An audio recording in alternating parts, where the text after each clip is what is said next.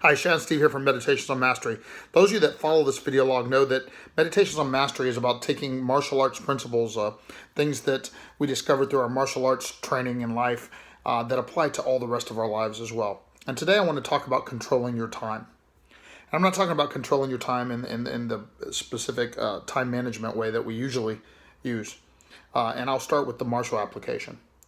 So very, very often, whether we're talking about a fighter in a sport type competition, i.e. kickboxing, for example, or we're talking about a real life self-protection situation, like our Krav Maga self-defense that we do here. In either situation, I'll often tell my students that he that controls the timeline controls the fight.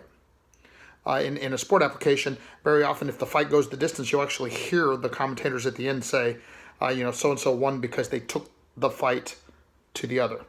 And by taking the fight, they mean that they pushed the action. They didn't wait for things to happen. They made things happen. In a self-protection scenario, it's the same thing. I tell my students that somebody is filling time and space with punches and kicks and elbows and knees. In other words, the more aggressive you are in giving, the less that you have to be good at defending and receiving. Well, I want to take this principle and apply it to our lives today. Because, I'm getting to that autumn of my life where I look back and I see pictures of my kids when they were little. And I spent a lot of quality time with them, but I'm like, man, those times went too fast. And I look back at my business and there's things that I wish I would have done.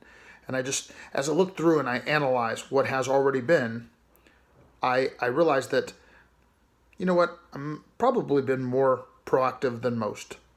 But there's still areas that I wish I would have affected even more, because the point of the message really is that the time flew by. And it always will. So will the second half. Guarantee that I'm focused on making the next half the best half. Whatever still happens in my boys' lives, in my grandkids' life, in my dojo mission and life. And the way that I'll do that is the same way that I hope that this message will help you do that. And that is by controlling the time. Again, not in the perspective just of time management, but in the perspective of instead of allowing things to happen to you, happen to things. Decide what it is you have to do in your fight and take the fight.